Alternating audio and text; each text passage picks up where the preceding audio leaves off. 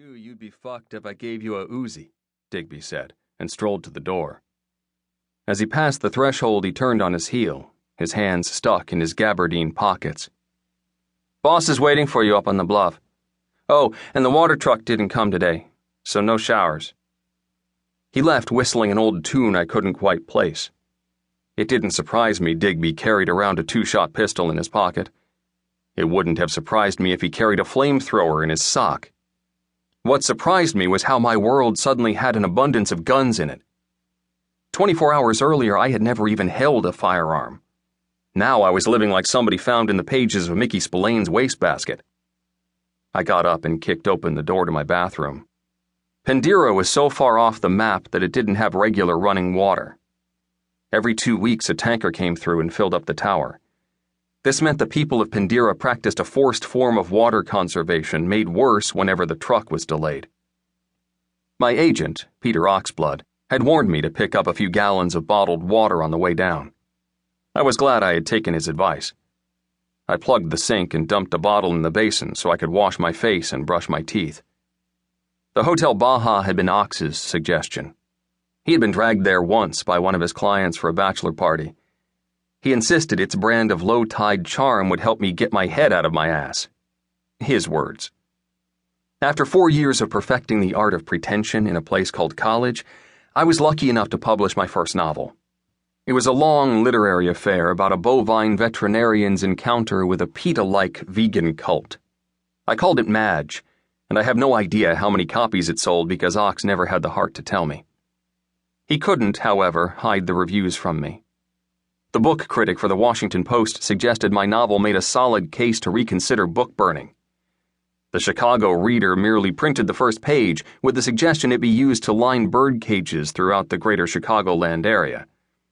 My favorite of all was the Little New England paper, one that did not have a book reviewer, nor had it ever in its history printed a book review prior to this one, which described my book as the combined failure of delusional ego and lack of talent. The review ended with the terse yet grammatically suspect sentence, "It's no John Grisham." I fled to the one place that had always been a sanctuary for me, the bookstore. I huddled in the corner of the romance section, where I wouldn't be confronted by anyone I knew, either in person or on book covers.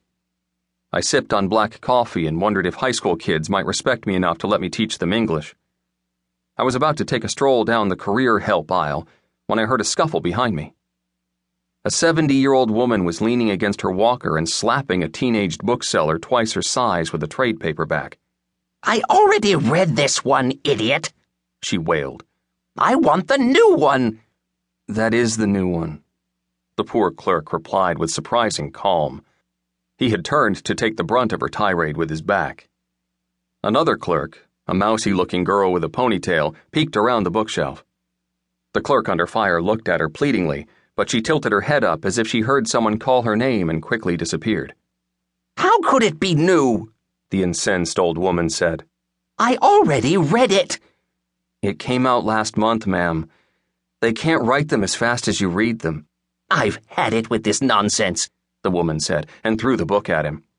He dodged, and the paperback landed next to me. "I want to see your manager." She didn't wait for a reply and stalked off, walker clanging like a battle staff, presumably to harass the manager.